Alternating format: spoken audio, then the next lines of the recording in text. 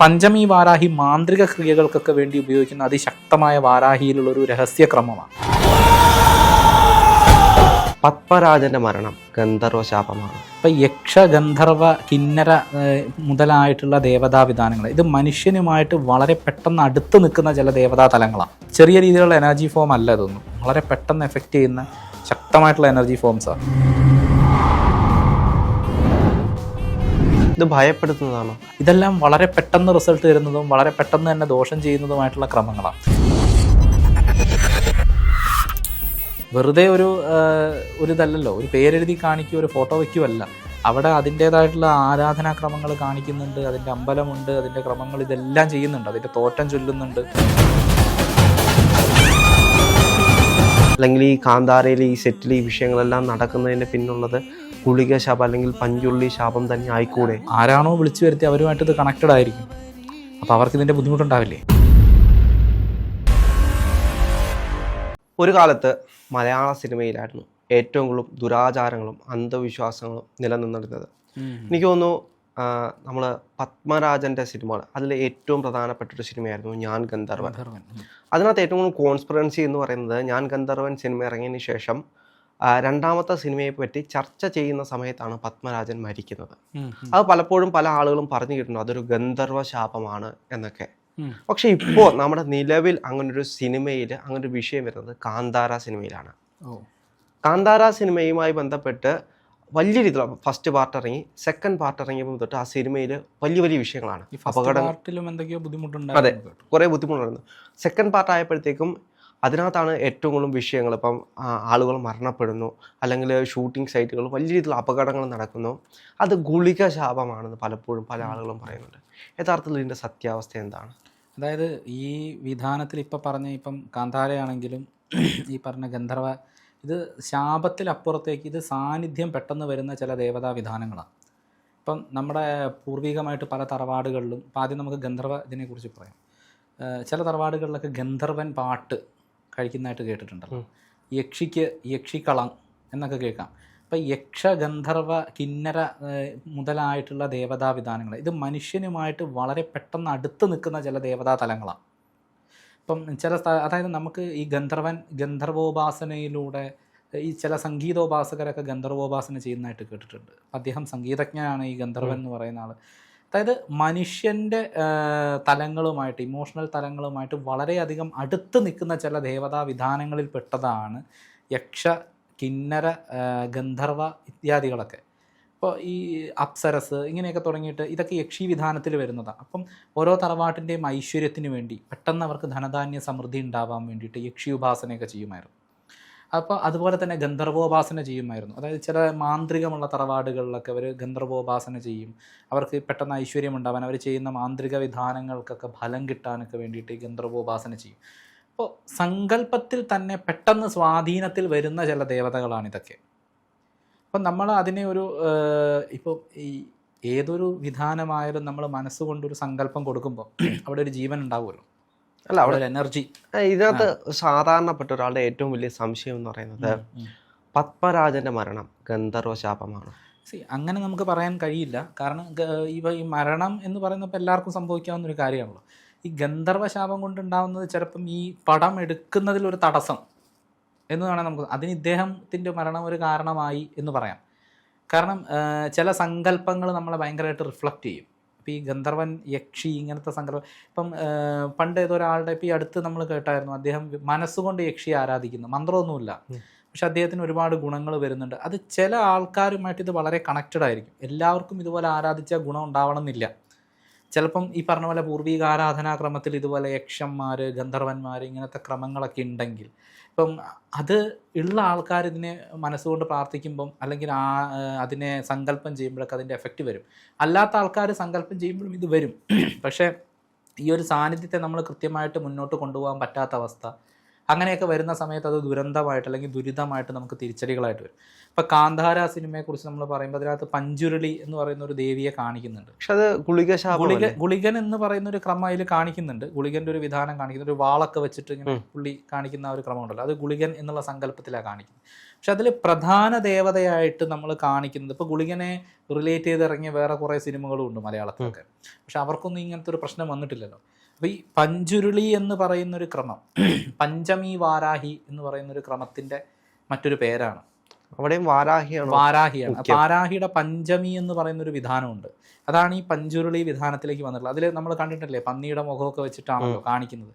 അപ്പം അതിനെ ആരാധിച്ചിരുന്നത് നമ്മൾ ഈ പറയുന്ന പോലെ കാസർഗോഡ് അങ്ങനെ ആ ഭാഗങ്ങളിലേക്ക്, വടക്കൻ ഭാഗങ്ങളിലേക്ക് കൂടുതൽ ആരാധനാക്രമങ്ങൾ, കർണാടക ഭാഗങ്ങളിലൊക്കെ ഈ പഞ്ചുരുളി എന്ന് പറഞ്ഞാൽ കേരളത്തിലെ പഞ്ചമി വാരാഹിയാണ്. ഈ പഞ്ചമി വാരാഹി മാന്ത്രിക ക്രിയകൾക്കൊക്കെ വേണ്ടി ഉപയോഗിക്കുന്ന അതിശക്തമായ വാരാഹിയിലുള്ളൊരു രഹസ്യക്രമമാണ്. ഇതിന് മലബാര സമ്പ്രദായം, അതായത് മലയാള മന്ത്രങ്ങളുണ്ട്, സംസ്കൃത മന്ത്രങ്ങളുണ്ട്. ഇത് വളരെ പെട്ടെന്ന് എഫക്റ്റ് ചെയ്യുന്ന മന്ത്രങ്ങളാണ് ഇതെല്ലാം. ഇത് ഭയപ്പെടുത്തുന്നതാണോ? ഭയപ്പെടുത്തുന്നത് മീൻസ് ഇതിൻ്റെ ഒരു അതായത് ഓരോന്നിനും ഓരോ ഗുണങ്ങളുണ്ടല്ലോ. ഈ മാന്ത്രിക ക്രിയകൾക്കൊക്കെ വേണ്ടി ഉപയോഗിക്കുന്ന ദേവതകൾ അത് ആ ഒരു രീതിയിൽ പെട്ടെന്ന് എഫക്റ്റ് ചെയ്യുന്നതാണ്. ഞാൻ നേരത്തെ അത് നമ്മൾ പറഞ്ഞിട്ടുണ്ട്. അതായത് പെട്ടെന്ന് നമ്മളെ സ്വാധീനിക്കാൻ കഴിയുന്നത്, പെട്ടെന്ന് നമ്മളിൽ ഗുണങ്ങൾ ഉണ്ടാക്കാൻ കഴിയുന്ന ഒരു ദേവതയാണ്. അപ്പോൾ അതിൻ്റെ സാന്നിധ്യം പെട്ടെന്ന് വരുന്നതോടൊപ്പം തന്നെ അത് ഇതേപോലെ തന്നെ ചിലപ്പോൾ നെഗറ്റീവായിട്ട് വൈബ്രേറ്റ് ചെയ്യാനും സാധ്യതയുണ്ട്. അപ്പോൾ അങ്ങനത്തത് ഈ ഇത്തരത്തിലുള്ള ദേവതകൾ, ഇപ്പോൾ ഈ രക്തേശ്വരി വിധാനം, അതുപോലെ ഈ പഞ്ചമി വാരാഹി, ഇതെല്ലാം വളരെ പെട്ടെന്ന് റിസൾട്ട് തരുന്നതും വളരെ പെട്ടെന്ന് തന്നെ ദോഷം ചെയ്യുന്നതുമായിട്ടുള്ള ക്രമങ്ങളാണ്. അപ്പോൾ ഇത്തരത്തിൽ ഈ സമ്പ്രദായത്തിനെയൊക്കെ ആചരിക്കുമ്പം അതിൻ്റേതായിട്ടുള്ള പ്രശ്നങ്ങളെ കൃത്യമായി അനലൈസ് ചെയ്തിട്ട് അതിന് എന്താ വേണ്ടതെന്നുള്ള രീതിയിൽ, കാരണം ഇപ്പോൾ ഒരു പടത്തിൽ അതിനെ നമ്മളൊരു ആരാധന പോലെ അതിനെ കാണിക്കുന്നത് അല്ലേ, അതിനുവേണ്ടി ആ നടനൊക്കെ ഒരുപാട് എഫേർട്ട് ഇടുന്നുണ്ട്. അദ്ദേഹം വളരെ എഫേർട്ട് എടുത്തു. പിന്നെ അതിൽ ചെയ്യുന്നതായിട്ടുള്ള ആരാധനാ ക്രമങ്ങൾ അവിടെ കാണിക്കുന്നുണ്ട്. അപ്പോൾ ഇതെല്ലാം അവിടെ ചെയ്യുന്നുണ്ട്. അതായത് ഇതിൻ്റെ ഒരു ആരാധന തന്നെ അവിടെ നടക്കുന്നുണ്ട്. ഈ ആരാധന നടത്തുമ്പോൾ അവിടെ ഒരു സാന്നിധ്യം വരുമല്ലോ, വരും, തീർച്ചയായിട്ടും വരും. ഈ ആരാധനാക്രമം നടത്തിയിട്ട് പിന്നീട് ഇതിനെക്കുറിച്ച് യാതൊരു പരിപാടിയും ചെയ്യുന്നില്ല. പിന്നെ ആ സിനിമ വിട്ടു. പിന്നെ പുതിയൊരു സിനിമയിൽ വരുമ്പോഴാണ് നമ്മളിത് കൊണ്ടുവരുന്നത്. അപ്പോൾ ഈ ചൈതന്യത്തിൽ അതിൻ്റേതായിട്ടുള്ള ബുദ്ധിമുട്ടുകൾ ഉണ്ടാകത്തില്ലേ, ചൈതന്യ തലത്തിൽ. മനയേവ മനുഷ്യാണാം കാരണം ബന്ധമോക്ഷയോഹോ എന്നൊരു നിയമമുണ്ട്. മനസ്സാണ് നമുക്ക് എല്ലാത്തിനും അടിസ്ഥാനം. അപ്പോൾ മനസ്സുകൊണ്ട് നമ്മൾ എന്ത് കൊടുക്കുന്നു, ഇവിടെ ഒരു ചൈതന്യം കൊടുക്കുന്നു, സങ്കല്പം കൊടുക്കുന്നു, ഒരു ആരാധന നടക്കുന്നു, അതിനുവേണ്ടി ഒരു അമ്പലം പോലത്തെ ക്രമങ്ങൾ കെട്ടുന്നു, സെറ്റിടുമ്പോൾ നമ്മളതൊക്കെ ചെയ്യുന്നുണ്ട്. അവിടെ ഈ സാന്നിധ്യം പെട്ടെന്ന് വർക്കൗട്ടാവും. അവിടെ ആ സാന്നിധ്യം വരും. കാരണം എന്താണെന്ന് വെച്ച് കഴിഞ്ഞാൽ ഇത്തരത്തിലുള്ള ദേവതാവിധാനങ്ങൾ, ഇപ്പോൾ ഗന്ധർവൻ, യക്ഷി, ഇപ്പം നമ്മൾ സാധാരണ ഒരു ശിവസങ്കല്പം ചെയ്യുന്നത് പോലെയോ വിഷ്ണുവിൻ്റെ ഒരു സങ്കല്പം ചെയ്യുന്നത് പോലെയോ അല്ല. ഇപ്പം ശൈവത്തിലും വൈഷ്ണവം, ശാക്തം എന്ന് പറയുന്ന അടിസ്ഥാനമായിട്ടുള്ള ചില എന്താ പറയുക, നമ്മൾ ദേവതകളെ തരംതിരിക്കുന്ന ക്രമങ്ങളാണ്. അപ്പോൾ ഇതിനകത്ത് ഈ ശൈവമായാലും വൈഷ്ണവായാലും ശാക്തായാലും ഈ ക്രമത്തിലും ഗന്ധർവന്മാരുണ്ട്. വിഷ്ണുവുമായിട്ട് ബന്ധപ്പെട്ട് നിൽക്കുന്ന ഗന്ധർവ ക്രമങ്ങളുണ്ട്. ദേവിയുമായി ബന്ധപ്പെട്ട് നിൽക്കുന്ന ദേവിയുടെ ഗന്ധർവന്മാരെന്നൊക്കെ പറയുന്ന ക്രമങ്ങളുണ്ട്. അതുപോലെ ശിവൻ്റെ ഇതുമായിട്ട് ശൈവ സംബന്ധമായിട്ട് ബന്ധപ്പെട്ട് നിൽക്കുന്ന ഗന്ധർവ വിധാനങ്ങളുണ്ട്. അപ്പോൾ ഇതിനെ നമ്മൾ ആരാധിക്കുന്നത് വളരെ പെട്ടെന്ന് മനുഷ്യനുമായിട്ട് പെട്ടെന്ന് ഇൻട്രാക്ട് ചെയ്യുന്ന ക്രമങ്ങളാണ്. ഇപ്പം ചില സ്ഥലത്ത് നമ്മൾ ഈ ഏഞ്ചൽ എന്നൊക്കെ പറയുന്നത് കേട്ടിട്ടില്ലേ, പെട്ടെന്ന് മനുഷ്യനായിട്ട് എഫക്റ്റ് ചെയ്യുന്ന ചില സാധനങ്ങളാന്നൊക്കെ പറഞ്ഞിട്ട്. അപ്പം അതുപോലെ തന്നെ ഈ ഗന്ധർവ വിധാനങ്ങളും നമുക്ക് ഭൂചരി, ഗേജരി, വോമചരി എന്നൊക്കെ പറഞ്ഞിട്ട്, അതായത് ജലത്തിലൂടെ സഞ്ചരിക്കുന്നത്, വായുവിലൂടെ സഞ്ചരിക്കുന്നതായിട്ടുള്ള എനർജി ഫോംസ്, ഇങ്ങനത്തെ ചില എനർജി ഫോംസാണ് ഈ ഗന്ധർവൻ, യക്ഷി, അതുപോലെ ഈ പറഞ്ഞ ക്രമങ്ങളൊക്കെ. അപ്പോൾ ഇതിനെ നമ്മൾ സങ്കല്പം ചെയ്ത് അതിൻ്റെ ഒരു ആരാധനാക്രമം പോലെ, അതിൻ്റെ ഒരു പൂജ പോലത്തെ ഒരു സംഭവം തന്നെയാണല്ലോ നടക്കുന്നത്. ഇതിനപ്പുറത്തേക്ക് ഈ കാണുന്ന ആളുകളുടെ സങ്കല്പമുണ്ട്, അവരുടെ സങ്കല്പം ഇതിലേക്ക് പോകും. അപ്പോൾ ഒരു മാസ് ആയിട്ടുള്ള ഒരാൾക്കാരുടെ ആരാധനയാണ് അവിടെ നടക്കുന്നത്. ഇപ്പം നമ്മളിപ്പം പോയി കാന്താര കാണുമ്പോൾ നമ്മുടെ ഉള്ളിലും വരുന്നത് ഭക്തി തന്നെയല്ലേ. അതെ. അപ്പം അവിടെ ആ ദേവതയുടെ ആരാധന നടക്കുകയല്ലേ. കാണുന്ന പ്രേക്ഷകരാണ് അതിനൊരു ജീവൻ നൽകുന്നത്. കാണുന്ന പ്രേക്ഷകരിൽ മാത്രമല്ല, അവിടെ ആ ആചാരക്രമങ്ങളെല്ലാം കാണിക്കുന്നുണ്ട് ഉണ്ടല്ലോ. വെറുതെ ഒരു ഇതല്ലല്ലോ, ഒരു പേരെഴുതി കാണിക്കുക, ഒരു ഫോട്ടോ വയ്ക്കുമല്ല. അവിടെ അതിൻ്റേതായിട്ടുള്ള ആരാധനാക്രമങ്ങൾ കാണിക്കുന്നുണ്ട്. അതിൻ്റെ അമ്പലമുണ്ട്, അതിൻ്റെ ക്രമങ്ങൾ, ഇതെല്ലാം ചെയ്യുന്നുണ്ട്. അതിൻ്റെ തോറ്റം ചൊല്ലുന്നുണ്ട്. ഇപ്പം ഈ മലബാര സമ്പ്രദായ പ്രകാരം അതിൻ്റെ ഈ തോറ്റങ്ങൾക്കും പാട്ടുകൾക്കും ഒക്കെ വളരെ ഇമ്പോർട്ടൻ്റ് ഉണ്ട്. ആ ദേവതയെ ആവാഹിക്കുന്ന ക്രമങ്ങളാണ് ഈ പാട്ടും തോറ്റങ്ങളും ഒക്കെ. ഇതെല്ലാം ചൊല്ലിയിട്ടാണ് അവിടെ ഇതെല്ലാം ചെയ്യുന്നത്. അത് ആ പാട്ടിൽ നമുക്ക് ശ്രദ്ധിച്ചാൽ കാണാം. അവർ ആ വാദ്യോപകരണങ്ങളൊക്കെ വെച്ചിട്ട് അതിൻ്റെ തോറ്റം, പാറ്റ്, കാര്യങ്ങൾ, അത് ആ ദേവതയെ ആവാഹിക്കുന്ന ക്രമമാണ്. ഇതെല്ലാം കാണിച്ച് നമ്മളിത് ചെയ്യുമ്പം ഈ കെട്ടിയ സെറ്റ്, അതുപോലത്തെ മറ്റു കാര്യങ്ങൾ, ഇതൊന്നും ഇതിൻ്റെ കണക്കിനോ കാര്യങ്ങൾക്കോ വാസ്തുപ്രകാരമോ മറ്റോ അല്ലെ കൃത്യമല്ല എന്നൊക്കെ ഉണ്ടെങ്കിൽ അത് നെഗറ്റീവായിട്ട് എഫക്റ്റ് ചെയ്യുള്ളൂ. അവിടെ ആ ദേവത വരും. അതായത് ഇപ്പം ഞാൻ പറയട്ടെ, ഒരു തന്ത്രശാസ്ത്രത്തിലെ ഒരു ആവാഹന ക്രമത്തിൽ നമ്മളൊരു ദേവതയെ ആവാഹിച്ചിട്ട്, ഇപ്പം ഞാനിവിടെ ഇരിക്കുന്ന ഇപ്പോൾ ടിഷ്യൂ ബോക്സിലേക്ക് ആവാഹിച്ച് വെച്ച് കഴിഞ്ഞാൽ അത് ശരിയാവും. അതിൻ്റേതായ വിധാനങ്ങളുണ്ട് ഉണ്ടല്ലോ. ഇപ്പം നമ്മളൊരു സെറ്റ് ഇടുമ്പം അതൊരിക്കലും വാസ്തു പ്രകാരം കൃത്യമായി അളന്ന് നോക്കിയിട്ടൊന്നും അല്ലല്ലോ ഇടുന്നത്. നമുക്ക് കാണാൻ വേണ്ടിയിട്ടുള്ളതാണ്. പക്ഷേ അവിടെ ഈ ഉപയോഗിക്കുന്നതായിട്ടുള്ള ശ്ലോകങ്ങൾ, ഈ ആരാധനാക്രമങ്ങളെല്ലാം ഈ ദേവതയെ ആവാഹിക്കാവുന്ന ഒറിജിനലായിട്ടുള്ള കാര്യങ്ങളാണ്. അപ്പോൾ ഇതെല്ലാം വരുന്ന സമയത്ത് അവിടെ സാന്നിധ്യം വന്നിരിക്കും. സാന്നിധ്യം വരുമ്പോൾ അതിനെ കൃത്യമായി കൊണ്ടു നടന്നില്ല എന്നുണ്ടെങ്കിൽ നെഗറ്റീവായിട്ട് എഫക്റ്റ് ചെയ്യും. പ്രത്യേകിച്ച് ഇത്രയും പെട്ടെന്ന് നമ്മളിലേക്ക് സ്വാധീനം ചെലുത്തുന്ന ക്രമങ്ങൾ. ഏതൊരു സാധനവും കൃത്യമല്ല എന്നുണ്ടെങ്കിൽ പ്രശ്നം ഉണ്ടാക്കും. മനസ്സിലായോ? അപ്പോൾ ഇതിന് ആരാധന, അപ്പോൾ നമുക്കൊരു പൊതുവേ ഒരു ചോദ്യം നമുക്ക് വന്നേക്കാം. ഇപ്പോൾ ഈ ചില ആൾക്കാരൊക്കെ ചോദിക്കുമല്ലോ, നമ്മുടെ ബിംബമൊക്കെ കൊണ്ടുവച്ച് കഴിഞ്ഞാൽ വീട്ടിൽ വെച്ചാൽ ഭയങ്കര പ്രശ്നമല്ലേ? അങ്ങനെ അത് ഭയങ്കര പ്രശ്നമാണല്ലോ എന്ന് പറയും. അങ്ങനെയാണെങ്കിൽ ഈ ബിംബം വെക്കുന്ന ഷോപ്പൊക്കെ എന്ന് ഇടിഞ്ഞു പോകണം. അതിൻ്റെ അത് നിറച്ചും ബിംബമാണല്ലോ. അപ്പോൾ എന്തുകൊണ്ടാണ് അവിടെ പ്രശ്നമില്ലാതെ വീട്ടിൽ വയ്ക്കുമ്പോൾ മാത്രം പ്രശ്നമാകുന്നത്? ഇത് കൊണ്ട് വയ്ക്കുന്നതിലൊന്നും ഒരു കുഴപ്പമില്ല. ഇതിൽ നമ്മൾ ചില ആരാധനകൾ നടത്താൻ തുടങ്ങും. ആരാധനകൾ നടത്തുന്നത് വരെ അത് വെറും ഒരു ബിംബം മാത്രമാണ്. മനസ്സിലായി? ഇപ്പം പൂമാല ഇടുന്നതിൽ മാത്രമല്ല, നമ്മളതിൽ വിളക്ക് കത്തിച്ച് നമ്മൾ അതിനകത്ത് മന്ത്രജപമൊക്കെ തുടങ്ങും. ഇപ്പം മന്ത്രം എല്ലാം യൂട്യൂബ്, മറ്റേ ഫേസ്ബുക്ക്, ഇൻസ്റ്റ, ഇതിലൊക്കെ നമുക്ക് ഗുരുക്കന്മാരെ കിട്ടുമല്ലോ. അപ്പം നമ്മൾ ഇതിനകത്തു നിന്നൊക്കെ മന്ത്രം എടുത്തിട്ട് നമ്മളിതിൽ പൂജ തുടങ്ങും. ഇപ്പം എന്നെ വിളിക്കുന്ന ഒരുപാട് ആൾക്കാരൊക്കെ സ്വന്തമായിട്ട് പൂജ ചെയ്യുന്ന, ബുക്ക് നോക്കിയൊക്കെ മന്ത്രം ജപിച്ച് പൂജിക്കുന്ന ആൾക്കാരൊക്കെ ഉണ്ട്. അവർക്കൊക്കെ നല്ല രീതിക്ക് ബുദ്ധിമുട്ടുണ്ട്. അപ്പോൾ ഇത് നമ്മൾ ആരാധിക്കുന്ന സമയത്ത് ഇതിലൊരു എനർജി അതിലേക്ക് ചാനലൈസ്ഡ് ആവും. ഇപ്പം ഈ ശ്രീചക്ര ആരാധനയ്ക്ക് നമ്മൾ ശ്രീചക്രത്തിൻ്റെ മേരു എന്നൊക്കെ പറയും, മഹാമേരു. ഇത് കൊണ്ടുവച്ച ഭയങ്കര ഐശ്വര്യം എന്ന് പറഞ്ഞിട്ട് ആൾക്കാർ വീട്ടിൽ കൊണ്ടുവെക്കും. കൊണ്ടുവച്ചിട്ട് ഇവർ ഏതൊക്കെയോ മറ്റേ മഞ്ഞപ്പൊടിയും കുങ്കുമൊക്കെ വെച്ച് ഇതിൻ്റെ മുകളിൽ അർച്ചനയൊക്കെ ചെയ്യുന്ന കുറേ പരിപാടി. ഇതൊക്കെ ചെയ്ത് കഴിയുമ്പോൾ ഇവർക്ക് ഭയങ്കര പ്രശ്നമാണ്. ഇതിൻ്റെ അളവ് കൃത്യമല്ലെങ്കിൽ ബുദ്ധിമുട്ടുണ്ടാക്കും. അപ്പം കടയിൽ നിന്ന് വാങ്ങുന്ന ഒരാൾക്ക് ഇതിൻ്റെ അളവ് കൃത്യമാണോ എന്നറിയില്ല. അതൊക്കെയാണ് ഇതിലുള്ള ബുദ്ധിമുട്ട്. അപ്പം നമ്മൾ ഈ ഒരു സങ്കേതത്തിനെ ആവാഹിച്ച് നമ്മളിതിന് ചൈതന്യം കൊടുത്തു കഴിയുമ്പോൾ ഇതിന് വന്നിട്ടുള്ള മറ്റു വിധാനങ്ങളും കൂടി കൃത്യമാണോ എന്ന് കൂടി നമ്മൾ മനസ്സിലാക്കണം. കൃത്യമല്ല എന്നുണ്ടെങ്കിൽ ഈ സാന്നിധ്യം അവിടെ വരികയും അതിന് കിട്ടേണ്ടതായിട്ടുള്ള കാര്യങ്ങൾ കിട്ടാതെ വരികയും അതിന് ബുദ്ധിമുട്ടുണ്ടാവുകയും ചെയ്യുമ്പോൾ അത് നമുക്ക് നെഗറ്റീവായിട്ട് റിഫ്ലക്റ്റ് ചെയ്യും. യഥാർത്ഥത്തിൽ ഇങ്ങനെയുള്ള ദോഷങ്ങൾ, അതായത് ഇപ്പം ഗന്ധർവ ശാപമാണെങ്കിലും ഇപ്പം ഗുളികൻ അല്ലെങ്കിൽ പഞ്ചുരുളി, ഇങ്ങനെയുള്ള ശാപങ്ങളാണെങ്കിലും ഇത് ശാപമല്ല ആക്ച്വലി. അതാണ് ഞാൻ പറഞ്ഞത്, ഒരു എനർജി ഫോമിന്. ഇപ്പം ഞാൻ പറയാം, ഇവിടെ ഒരു നമ്മൾ ഇലക്ട്രിസിറ്റിയുടെ ഒരു ഇലക്ട്രിക് എനർജി ഉണ്ടാക്കിയെന്ന് വിചാരിക്കും. കറണ്ട് ഉണ്ടാക്കി നമ്മളപ്പോൾ ആ വയറ് വെറുതെ നിലത്തിട്ടിട്ട് നമ്മൾ അതിൽ ചവിട്ടിപ്പോയി നമ്മൾ ഷോക്ക് അടിച്ച് ആവില്ലേ? കൃത്യമായി ഈ കറണ്ടിനെ നമ്മൾ ചാനലൈസ് ചെയ്തെടുക്കുമ്പോഴാണ് ഇതിനെ ബൾബായിട്ടും ഫാനായിട്ടും ഒക്കെ ഉപയോഗിക്കാൻ പറ്റുന്നത്.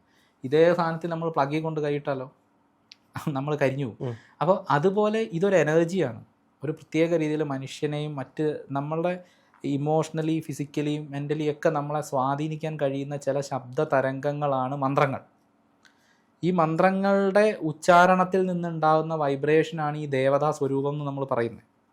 അപ്പം ഇത്തരത്തിലൊരു സാധനത്തിനെ നമ്മൾ ക്രിയേറ്റ് ചെയ്തിട്ട് അതിനെ എങ്ങനെ ചാനലൈസ് ചെയ്യണം എന്നറിയാതെ വരുമ്പോൾ ആ എനർജി നമുക്ക് പ്രശ്നമാവും. ഇപ്പോൾ ഫാനിൽ കാറ്റടിച്ചാൽ കുഴപ്പമില്ല, കൊടുങ്കാറ്റടിച്ചാലുള്ള അവസ്ഥ എന്തായിരിക്കും? അപ്പോൾ ഇതിനെ നമ്മൾ ഓരോ എനർജീനെയും, ഇപ്പോൾ സൗണ്ട് എനർജി ആയാലും, ഇപ്പോൾ മന്ത്രം എന്ന് പറഞ്ഞാൽ സൗണ്ട് എനർജിയാണ്. അല്ലാതെ വരുന്ന നമ്മളെ വിൻഡ്, അങ്ങനെയുള്ള എനർജി, വിൻഡ് എനർജി, ഇതിനെല്ലാം നമ്മൾ യൂസ് ചെയ്യുന്നതിനനുസരിച്ചാണ് നമുക്കത് ഗുണവും ദോഷമായിട്ട് വരുന്നത്. അപ്പോൾ ഇതൊരു എനർജി ഫോമാണെന്ന് മനസ്സിലാക്കി ഇതിനെ കൃത്യമായി ഉപയോഗിക്കണം. അല്ല, ഒരു പക്ഷേ നമ്മൾ ഇങ്ങനെയൊക്കെ പറയുകയാണെങ്കിലും ഒരു പക്ഷേ ഇങ്ങനെയുള്ള ദേവതകളുടെ ആ ഒരു ദോഷം തന്നെ ആയിരിക്കില്ല, അല്ലെങ്കിൽ ഗന്ധർവശാപം തന്നെ ആയിരിക്കില്ലേ ഇങ്ങനെയുള്ള വിഷയങ്ങൾക്ക് കാരണം, അല്ലെങ്കിൽ ഈ മരണം സംഭവിച്ചതിന് കാരണം? ആകാമെന്ന് പറയുന്നുണ്ടെങ്കിലും ചിലപ്പോൾ അതായിക്കൂടെ? അല്ലെങ്കിൽ ഈ കാന്താരയിൽ ഈ സെറ്റിൽ ഈ വിഷയങ്ങളെല്ലാം നടക്കുന്നതിന് പിന്നുള്ളത് ഗുളിക ശാപം അല്ലെങ്കിൽ പഞ്ചുള്ളി ശാപം തന്നെ ആയിക്കോട്ടെ? അല്ല, ഞാൻ പറഞ്ഞത് ഇത് ശാപം എന്നുള്ളൊരു വേർഡ് നമ്മൾ ഉപയോഗിക്കുന്നത് അല്ല, അല്ലെങ്കിൽ ആ ദേവതയുടെ ചൈതന്യം വന്നതിന്റെ ബുദ്ധിമുട്ടായിരിക്കും. വന്നു കഴിഞ്ഞിട്ട് അതിനെ കൃത്യമായിട്ട് ചാനലൈസ് ചെയ്യുന്നില്ല. അതാണ് ഞാൻ പറഞ്ഞു, ഒരു ദേവതയെ ആവാഹിച്ച് വെച്ച് കഴിഞ്ഞിട്ട് അതിന് വേണ്ടുന്നതായിട്ടുള്ള ക്രിയകളോ കാര്യങ്ങളോ ഒന്നും നടക്കുന്നില്ല. സിനിമ കഴിഞ്ഞു, ഇതെല്ലാം പൊളിഞ്ഞു, സാന്നിധ്യം അവിടെ ഉണ്ടാവില്ലേ? അതിൻ്റെ സങ്കല്പവും സാന്നിധ്യം ഉണ്ടാവുമല്ലോ. ഈ സാന്നിധ്യം നമ്മളിൽ എഫക്റ്റ് ഉണ്ടാക്കും. ആരാണോ വിളിച്ചു വരുത്തി അവരുമായിട്ട് ഇത് കണക്റ്റഡ് ആയിരിക്കും. അപ്പോൾ അവർക്ക് ഇതിൻ്റെ ബുദ്ധിമുട്ടുണ്ടാവില്ലേ? അപ്പോൾ അതാണ് അതിനെ നമ്മൾ ശാപം എന്ന് പറയുന്നത്. നമുക്കത് മോശമായി വരുന്നതുകൊണ്ട് നമ്മൾ അതിന് ശാപം എന്നുള്ളൊരു ടൈറ്റിൽ കൊടുക്കുക. സത്യത്തിൽ ഇത് ശാപത്തെക്കാട്ടും കുറച്ചുകൂടി ഞാൻ പറയുകയാണെങ്കിൽ, സയൻറ്റിഫിക്കലി നമ്മൾ പറയുകയാണെന്നുണ്ടെങ്കിൽ, ഒരു എനർജി ഫോം നമ്മൾ എടുത്തു വെച്ചിട്ട് അതിനെ കൃത്യമല്ലാതെ ഉപയോഗിച്ചാൽ, അത് ഏത് എനർജി ഫോം ആയാലും ശരി, ഇപ്പോൾ ഈ വെളിച്ചം ഭയങ്കരമായിട്ട് കൂട്ടി മുഖത്തേക്ക് അടിച്ചാലുള്ള അവസ്ഥ എന്തായിരിക്കും? നമുക്ക് ഇരിക്കാൻ പറ്റില്ല, ചൂടെടുക്കും അല്ലേ? ഭയങ്കര പ്രശ്നമാവും, നമുക്ക് ആരോഗ്യപരമായിട്ട് ബുദ്ധിമുട്ടുണ്ടാവും, ചിലപ്പോൾ മരണം വരെ സംഭവിക്കാം. ഇതെല്ലാം സംഭവിക്കാം. ഇതിനെ ഏതൊരു എനർജി ഫോമിനെയും കൃത്യമായി അളന്ന് തൂക്കി ഉപയോഗിക്കുന്നതിലാണ് കാര്യം. അപ്പോൾ ഇതിനെ കൊണ്ടുവന്ന് ഇരുത്തി ഇതിൻ്റേതായിട്ടുള്ള തോറ്റം, മറ്റ് പാട്ടുകൾ, അതായത് മലബാര സമ്പ്രദായത്തിൽ ഇതിൻ്റെ ഇത്തരത്തിലുള്ള ആരാധനാക്രമത്തിൽ ഈ തോറ്റം തന്നെയാണ് അതിൻ്റെ ആവാഹന മന്ത്രം. അപ്പോൾ അത് ചൊല്ലി ആ ദേവതയെ ആവാഹിക്കുക. തോറ്റം ചൊല്ലി ആവാഹിക്കുക. തോറ്റം അതിന് പഞ്ചടി എന്നൊക്കെ പറഞ്ഞിട്ട് നമുക്ക് കുറേ അഞ്ച് വരികൾ വരുന്ന കുറേ ക്രമങ്ങളൊക്കെ ഉണ്ട്. അത്തരത്തിലുള്ള ഈ സാധനങ്ങളൊക്കെ ചൊല്ലിയിട്ട് നമ്മളിതിനെ ആവാഹിക്കുന്നു. അപ്പോൾ ഇതൊരു ബാക്ക്ഗ്രൗണ്ട് മ്യൂസിക്കായിട്ട് നമുക്ക് കേൾക്കുമ്പോൾ ഒരു ഫീൽ ഉണ്ടാവുമെങ്കിലും ഉപയോഗിക്കുന്നത് ഇതേ സാധനമാണല്ലോ. അപ്പോൾ ആ സാന്നിധ്യം അവിടെ വന്നിരിക്കും. ഈ സാന്നിധ്യം വന്നു കഴിഞ്ഞിട്ട് ഈ സമ്പ്രദായം പിന്നെ അതെന്താണെന്നുള്ളത് നമുക്ക് ആർക്കും അറിയില്ല. സിനിമ കഴിയുന്നു പോകുന്നു. അപ്പം ഇതിനെ വിളിച്ച് വരുത്തി കഴിഞ്ഞിട്ടുണ്ടെങ്കിൽ അതിന് വേണ്ടുന്നതായിട്ടുള്ള കാര്യങ്ങൾ എന്തൊക്കെ, അതിനെ അവിടെ വന്നു കഴിഞ്ഞാൽ അത് ഓക്കെ ആവുമോ, ഇത്തരത്തിലുള്ള കാര്യങ്ങളൊന്നും അറിയാതെയാണ് നമ്മളിത് ചെയ്യുന്നത്. അപ്പോൾ ചെയ്ത് കഴിയുമ്പം ഇതൊരു ചെറിയ രീതിയിലുള്ള എനർജി ഫോം അല്ല, ഇതൊന്നും വളരെ പെട്ടെന്ന് എഫക്റ്റ് ചെയ്യുന്ന ശക്തമായിട്ടുള്ള എനർജി ഫോംസാണ്. ഇതൊക്കെ വളരെ പെട്ടെന്ന് തന്നെ റിയാക്ട് ചെയ്യുകയും ചെയ്യും, തിരിച്ചടിക്കുകയും ചെയ്യും. അതാണ് ഈ പ്രശ്നം ഉണ്ടാക്കുന്നത്.